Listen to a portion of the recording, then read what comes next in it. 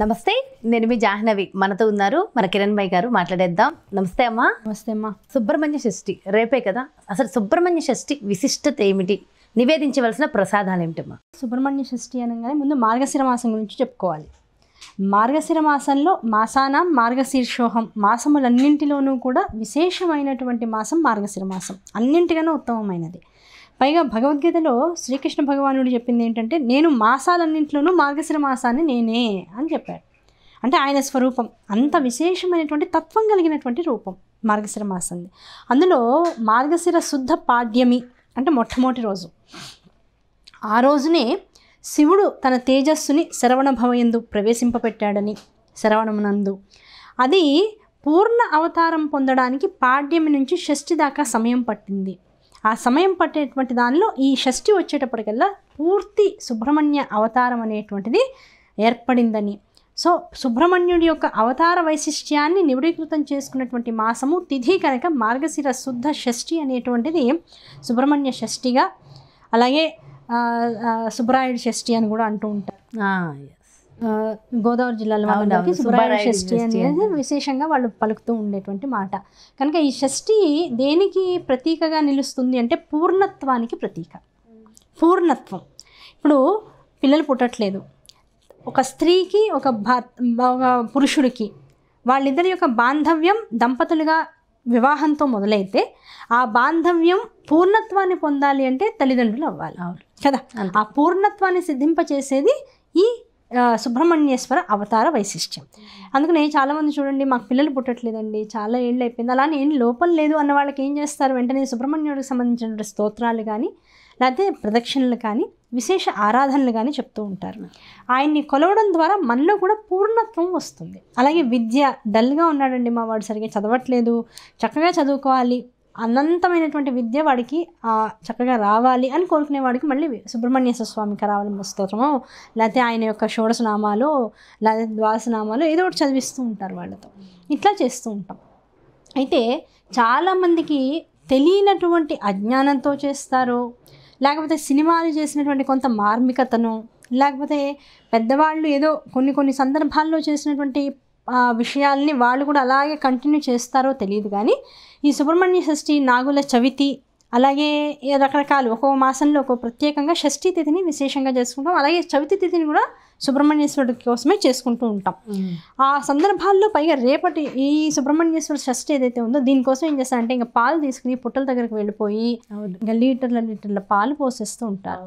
నిజం చెప్పాలి అంటే అసలు ఎక్కడా కూడా శాస్త్ర నిర్ధారితమైనటువంటి విషయం, ఎక్కడా పొందుపరచినటువంటి విషయం ఏమిటంటే అసలు నాగుపాము పాలు తాగుతుంది లేకపోతే ఏ పామైనా పాలు తాగుతుంది అనేది చాలా మనకి ఎక్కడా కూడా అంత రూఢి కాదు. ఎంత తాగుతుంది, తాగినా దానికి ఎంత కావాలో అంత తాగుతుంది. అది కూడా నేల మీద పోసేస్తే తాగుతుందా? తాగదు. దానికి ఒక పాత్ర ఉండాలి.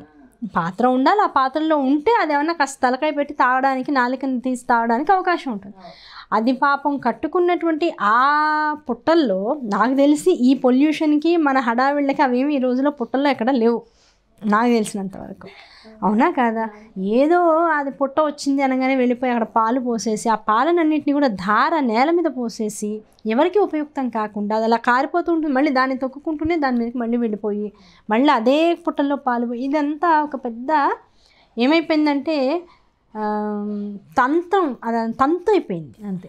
ఆ తంతు ఏమైపోయిందంటే చివరికి మూఢనమ్మకాలు. ఇప్పుడు ఈ వైదిక ధర్మశాస్త్రాల్లో నిబిడీకృతం చేసిన విషయాల్ని ఇలా అవలంబించేటువంటి వాళ్ళని చూసి ఈ శాస్త్రానికి అతిరిక్తంగా ఉన్న వాళ్ళు ఏమంటున్నారు, అది హిందువులందరూ ఇలా వేస్ట్ చేసేస్తారు, వాళ్ళకి ఏమీ సరైనటువంటి అసలు తెలియదు, వాళ్ళకి అన్నీ ఇలా వేస్ట్ చేసేయడమే వాళ్ళ పండగల్లో ఉన్న ఉద్దేశం. మా దేవుడి గొప్ప అంటే మా దేవుడి గొప్పని మళ్ళీ పోట్లాడటం మొదలవుతాయి మత సామరస్యాలకి విభిన్నంగా. కనుక అసలు సుబ్రహ్మణ్య షష్ఠి అంటే అర్థం ఏమిటి అంటే పూర్ణత్వాన్ని సిద్ధించుకున్నటువంటి సుబ్రహ్మణ్యేశ్వరి అవతారం యొక్క దర్శనం జరుగుతుంది ఆ రోజు. ఎవరైతే ఆ పూర్ణత్వాన్ని పొందాలి అని జీవితంలో అనుకుంటారో వాళ్ళు ఆయన్ని కొలవడం ద్వారా, ఆయన పైగా ఎక్కడ ఉంటాడు, విడిగా నాగుపాము అనగానే ఏదో పాము స్వరూపాలన్నీ కూడా అలా కనపడేవన్నీ కూడా సుబ్రహ్మణ్యేశ్వర అవతారమే అంటాం. అసలైనటువంటి పాము అంటే అసలైనటువంటి సర్పస్థితి ఎక్కడ ఉంది అంటే మనలో ఉండేటువంటి వెన్నుముకలో ఉంది. ఆ వెన్నుముకలో ఉండేటువంటి ప్రాణాధార శక్తి వెన్నుముకని అంటు పెట్టుకుని అలా సర్పంగా ఊర్ధ్వముఖ చలనం చేస్తూ ఉంటుంది. అది ఊర్ధ్వముఖ చలనం చేస్తూ ఉంది కనుకనే మనందరం ఇలా ఉన్నాం. అది పడుకునుంది నిజంగానే అది పెద్ద ఇదిగా లేదు, మనకేదో ఒక తేడా ఉంటుంది బాడీ కనుక అదొక స్థితి మనం తెలుసుకోవాలి. కనుక మనలో ఉండేటువంటి వెన్నుపూస, అందుకని చూడండి పిల్లలు చదువుకునేటప్పుడు ఒరే వంగి కూర్చోకు, నిఠారుగా కూర్చో, నడుము ఎత్తి కూర్చో, వెన్నుపూస ఎత్తి కూర్చో అని అంటూ ఉంటారు, అవునా కదా? అలా అండంలో అంతరార్థం ఏమిటి? అది ఎప్పుడైతే నికరంగా స్థిరంగా ఉంటుందో, ఎత్తి ఉంటుందో, గ్రహించేటువంటి విషయం తేలిగ్గా లోపలికి వెళ్తూ ఉంటుంది. అలాగే అన్నం తినేటప్పుడు వంగి తినకూడదు, ఎత్తి చక్కగా ముద్ద చేసుకుని లోపల కింద మెతుకు పడకుండా తినమని చెప్తూ ఉంటారు మన వాళ్ళు. అలా ప్రతిదీ ఇలా ఉండి కనుక చేసినట్లయితే ఏ పని చేస్తున్నామో దానిలో పూర్ణత్వం సిద్ధిస్తుంది. అది అంతర్రహస్యం. ఆ తర్వాత ఈ పాలు పోయొద్దు, లేకపోతే రకరకాల గుడ్లు తీసుకువెళ్ళి కొట్టడాలు ఇలాంటివన్నీ చేస్తుంటారు. చాలా ఒక రకంగా దోషభూయిష్టం. అది చెప్తే ఎవరు నమ్మరు. సైన్స్ పరంగా ఆలోచిస్తే అనవసరంగా ఇప్పుడు అది అందులో బతకపోయినా, పాము అందులో లేకపోయినా పాపం రకరకాల చీమలు, చిన్న చిన్న జంతువులు దాన్ని ఆశ్రయించి ఉంటాయి. వాటిని చంపిన పాపం కూడా మనకు వస్తూ ఉంటుంది, అవునా కదా? కనుక వీలైనంత వరకు మనం పాము పుట్ల జోలికి వెళ్ళాలి, అందులో నీళ్లు పోయడాలు, పాలు పోయడాలు, గుడ్లు పోయడాలు ఇలాంటివన్నీ వీలైనంత వరకు చేయకుండా. పుణ్యం కోసం వెళ్తే పాపం ఎదురవుతుంది. పాపం అని చెప్పను, ఇది పుణ్యమని చెప్పను. అదే నా తరహా ఏంటంటే ఏది పాపము కాదు పుణ్యము కాదు. అందుకని ఏం చేయాలి, వీలైనంత వరకు మనలో ఉండే ప్రాణశక్తిని పెంచుకోవడం కోసం ఆ రోజు ఏం చేస్తామంటే మనం అందరం ఉపవాసం ఉండి, అంటే ఉపవాసము అంటే అర్థం ఏమిటి, తిండి తినకుండా మార్చుకోవడం మాత్రం కాదు, భగవంతుడి యొక్క స్వరూపాన్ని, ఆయన యొక్క విశేషతత్వాన్ని స్తోత్ర రూపంలోనో, శ్లోక రూపంలోనో, నామరూపంగానో అనుకుంటూ ఆయన దగ్గర మనస్సును పెట్టి, ఆయనకి పెట్టేటువంటి నైవేద్యం కూడా వీలైనంత వరకు పొయ్యి ఎక్కించి వండకుండా ఉండేటువంటి పదార్థాలని మాత్రమే ఆయనకి నైవేద్యం పెట్టాలి. ఆ పెట్టేటువంటి విధానంలో ఏమేం చెప్పారు, చలివిడి చేసుకోమని చెప్పారు. చలివిడి అంటే అర్థం ఏమిటి, బియ్యాన్ని, దొడ్డు బియ్యం కానీ మామూలు బియ్యం కానీ ఒక దాదాపు 3-4 గంటలు 5-6 గంటల పాటు నానబెట్టి దాన్ని మళ్ళీ నీళ్లు లేకుండా ఒక్క అరగంట గంట సేపు ఎండబెట్టి తడిగుడ్డ మీద ఆ తడి పొడిగా ఉన్నటువంటి బియ్యాన్ని గ్రైండ్ చేసి మళ్ళీ దాన్ని జల్లిస్తే చక్కటి మెత్తటి పదార్థం వస్తుంది, బియ్యం పిండి. దాన్ని చక్కగా బెల్లము అవి వేసి బాగా మెత్తగా తీసినటువంటి బెల్లము, ఏలక్కాయ పొడి ఇలాంటివన్నీ వేసి చక్కగా దాన్ని మధురమైనటువంటి మెత్తటి పదార్థంగా చేసి పెట్టాలి. అది ఏ వయసు వాళ్ళు తిన్నా అందులో అంతరార్థం అది. చలిమిడి ఎందుకు పెట్టాలి, చాలా మంది వెంటనే అడిగారు. అవునవును, ఆ చలిమిడి ఒకటి కడుపుకి చలవ, పైగా ఉపవాసం ఉన్నటువంటి రోజున బియ్యంతో చేసినటువంటి ఇలాంటి పిండి పదార్థాన్ని బెల్లంతో కలిపిన దాన్ని పడేయడం వల్ల నీరసం కానీ, లేకపోతే ఉపవాసం ఉండడం వల్ల వచ్చేటువంటి తలకాయ నొప్పులు లాంటివి కానీ ఇవన్నీ రాకుండా పరిపూర్ణమైనటువంటి ఆహారంగా మనకు ఉపయుక్తంగా ఉంటుంది. రెండవది కడుపు చలవ. కడుపు చలవ ఇప్పుడు పెళ్ళైన ఆడపిల్లలకు కూడా చూడండి, అత్తారింటికి వెళ్ళే ముందు తల్లి ఒళ్ళో చలిమిడి పెట్టి పంపిస్తారు. అలాగే ఎన్నో ఏళ్ల తర్వాత ఇంటికి ఆడపిల్ల వస్తే పంపించేటప్పుడు కూడా అలాగే పెడుతూ ఉంటాం. సంవత్సరంలో కనీసం 1-2 సార్లు ఆడపిల్లకి అలా కడుపు చలవకి పెడుతూ ఉండాలని అంటూ ఉంటారు. కడుపు చలవ అంటే అర్థం ఏమిటి అంటే, ఏ రకాలైనటువంటి సందర్భాలు, కుటుంబాలు, మనుషుల మధ్య మనం ఉన్నా వాళ్ళ వల్ల కలిగేటువంటి రకరకాల ఎమోషన్స్లో మనం బందీలైపోయి ఉంటాం. ఈ చలివిడి అనేటువంటిది ఏం చేస్తుందంటే బంధనాల నుంచి విముక్తి చేస్తుంది. చలవ అమ్మ తినంగానే మిగతా అన్నీ మర్చిపోతాం, అబ్బా హాయిగా ఉంది అని. అమ్మ మీద చెయ్యేస్తే ఎంత బాగుంటుందో, అమ్మ చెయ్యి పట్టుకుంటే ఎంత రక్షణగా ఉంటుందో, అలా ఈ చలివిడి అనేటువంటి దాన్ని కడుపులోకి పంపిస్తే అదే చలవ వస్తుంది. అయితే నార్మల్ డేస్ లో చలివిడి కన్నా కూడా ఆ రోజు చేసే చలివిడి కానీ ఏంటంటే చిమ్నీ ఉండగాని, కారణం ఏంటి అంటే చిమ్మిడి ఉండకూడదు. ఇందాక పెట్టిన నైవేద్యాల్లో ఇంకో మాట ఏం చెప్పుకోవచ్చు అంటే, మనకి టోటల్గా నువ్వులని పప్పులాగా చేసేసిన వాటిని వాడకూడదు. మన దాని మీద పొట్టు ఉన్నటువంటి నువ్వులు ఉంటాయి. ఓకే, ఆ పొట్టు ఉన్నటువంటి నువ్వుల్ని నల్ల నువ్వులు కూడా కాదు, నల్ల నువ్వులు కాదు, మామూలు పాలిష్ కాకుండా హాఫ్ పాలిష్ నువ్వులు కనుక తీసుకుని ఆ నువ్వులతో బెల్లాన్ని కలిపి చిమ్మిరి అని చేస్తాం. అవును, ఆ చిమ్మిరి ఎందుకు ఆ రోజు ఎక్కువ బాగుంటుంది అంటే, పొద్దున్న నుంచి వాళ్ళ ఉపవాసం అనేది ఒకటి లోపల ఉంటూ ఉంటుంది. మనిషి సైకలాజికల్ గా ఏంటంటే వాళ్ళు నేనేం తినకూడదు అనుకుంటే ఎక్కువ తిండి ఆవాహన చేసుకుంటూ ఉంటారు.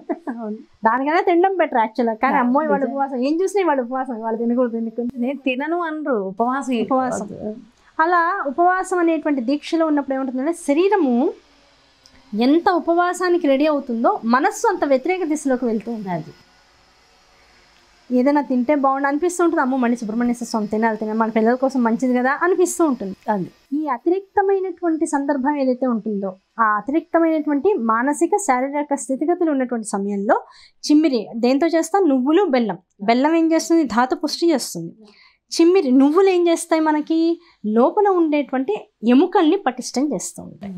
కనుక ఈ ఎముకలకి ధాతు పుష్టికి దాంతో మనం తినేటువంటి కడుపు చలవకి చలిమిడి ఈ 3 ఏకకాలంలో తీసుకోవడం ద్వారా వాటి రుచి ఎందుకు పెరుగుతుంది అంటే లోపల ఇంకే పదార్థం ఉండదు. ఒకటి. రెండవది, సుబ్రహ్మణ్యేశ్వర స్వామికి ఈ నైవేద్యాన్ని మనం మనస్ఫూర్తిగా పెట్టి ఎక్కడున్నాడు సుబ్రహ్మణ్యేశ్వర స్వామి? మనలోనే, మన వెన్నుపూసని ఆధారంగా చేసుకుని ప్రాణాధార శక్తిగా నడిచేది ఆయనే అని చెప్తూ ఉంటాం. అవునా కదా? సో మనలో ఉండేటువంటి సుబ్రహ్మణ్యేశ్వర స్వామికి చాలా ఈజీగా మనం ప్రాణాధార శక్తికి పెంపొందించేటువంటి ఈ బెల్లాన్ని, ఈ నువ్వుల్ని, ఈ చిమ్మిరిని, దాంతో చేసినటువంటి చిమ్మిరిని, అలాగే బెల్లము బియ్యపిండితో చేసినటువంటి చలివిడిని ఎప్పుడైతే లోపలికి పంపించామో తొందరగా మనలో ఉండేటువంటి ధాతువులు దాన్ని అబ్జార్బ్ చేసుకుని, ఎలాగైతే గ్లూకోజ్ బాడీలోకి పంపించగానే వెంటనే ఎలాగైతే ఎనర్జెటిక్ అయిపోతామో, ఎలాగైతే నీరసం తగ్గిపోయి వెంటనే మనలో ఉన్న ప్రాణశక్తి పెరుగుతూ ఉంటుందో ద సేమ్ వే చిమ్మిరి వలన అలాగే చలిమిడి వలన కూడా లోపల వెంటనే ప్రాణాధార శక్తి చైతన్యం అవుతూ ఉంటుంది. దాని వలన రుచి ఒకటి, నైవేద్యం పెట్టిన ఏ పదార్థమైనా ఆనందంగా ఉంటుంది. మనం విడిగా రోజుల్లో చేసుకున్నప్పుడు ఏం చేస్తాం, అన్నింటితో పాటు దీన్ని తింటాం. అప్పుడు అంత రుచిగా అనిపించదు. శరీరంలో ఏది లేనప్పుడు ఏది పంపించడం ద్వారా శరీరం అంతా తుష్టిని పొందుతుందో దీన్ని బట్టి ఇప్పుడు ప్రాణిక్ ఫుడ్కి జంక్ ఫుడ్కి ఇప్పుడు తేడా తెలిసిపోతుంది. ఏ రుచి అయితే అబ్బా వెళ్ళగానే ఎంత బాగుందో అనిపిస్తుందో ఆ బాగుంటుంది కనుకనే అది ప్రాణిక్ ఫుడ్ కనుకనే చిమ్మిరి చూడండి ఒకటి సుబ్రహ్మణ్యేశ్వర స్వామికి పెట్టడం అనేటువంటిది సనాతన ధర్మం చెప్తున్న విషయం. అలాగే ఆచార వ్యవహారాల్లోకి వస్తే రజస్వల అయినటువంటి ఆడపిల్లకి అతి ఎక్కువగా పెట్టవలసినటువంటి పదార్థం కూడా చిమ్మిరే. చిమ్మిరి తొక్కాము, చిమ్మిరి కొట్టాలి అంటూ ఉంటారు పిల్ల రజస్వల అయిన. కారణం ఏమిటి, ఆ పిల్లలో జరిగేటువంటి శారీరక అంతరంగిక మార్పులు ఏవైతే ఉంటాయో వాటికి అనుగుణంగా ప్రాణాధార శక్తి పెంపొంది వాళ్ళలో నీరసం కానీ, ఎముకల పటుత్వం కానీ, దాంతోపాటుగా ఈ రజస్వల అవడం వల్ల కలిగేటువంటి రక్తపరమైనటువంటి ఇబ్బందులు కానీ ఇవేవి వాళ్ళకి రాకుండా ఇమీడియట్ ఎనర్జీని ఇవ్వగలిగిన పదార్థం ఏదైనా ప్రపంచంలో ఉంది అంటే నువ్వులు, బెల్లము. అంతే. ఆ నువ్వులు, బెల్లం వాళ్ళ శరీరంలో పంపిస్తున్న కొద్దీ వాళ్ళకి ఎనర్జీ అనేది లెవెల్స్ పెరుగుతుంటాయి. అందుకనే మగవాడి కన్నా ఆడది 10 రెట్లు బలంగా ఉంటుంది. మనం అనుకుంటాం అబ్బా వాళ్ళు చేసే పనులు వాళ్ళవే, మనం చేసే పనులు మనం, ఏమీ కాదు. వాళ్ళకన్నా అవసరం వస్తే ఆడవాళ్ళు వాళ్ళ శరీర బరువు కన్నా కూడా 4 రెట్ల బరువు ఎక్కువ మోయగలరు. అంత శక్తి ఉంటుంది. కారణం ఏమిటి అంటే మనకి ఇంత హెల్తీ పదార్థాలు ఆ సమయానుకూలంగా మన పెద్దవాళ్ళు మనకి ఇస్తూ ఉంటారు. అది తినాలి అనేటువంటి ఒక ధ్యాస ఉంటుంది.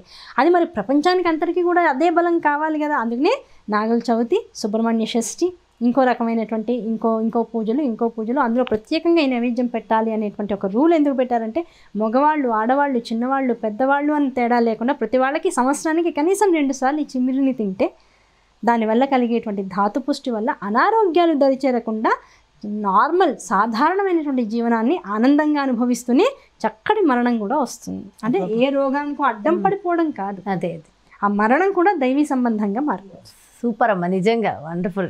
ఇంతవరకు ఎవరు కూడా ఇలా చెప్పలేదు. చాలా చక్కగా ఎక్స్ప్లెయిన్ చేశారమ్మా. Thank you so much. నమస్తే. చూసారు కదా, సుబ్రహ్మణ్య షష్ఠి నివేదించవలసిన ప్రసాదాలు, వాటి వెనుకున్న ఆంతర్యం అసలు ఎంత చక్కగా డీటెయిల్డ్గా ఎక్స్ప్లెయిన్ చేశారు కదా. మరో చక్కటి కార్యక్రమంతో మళ్ళీ మీ ముందుకు వచ్చేస్తాను. నమస్కారం.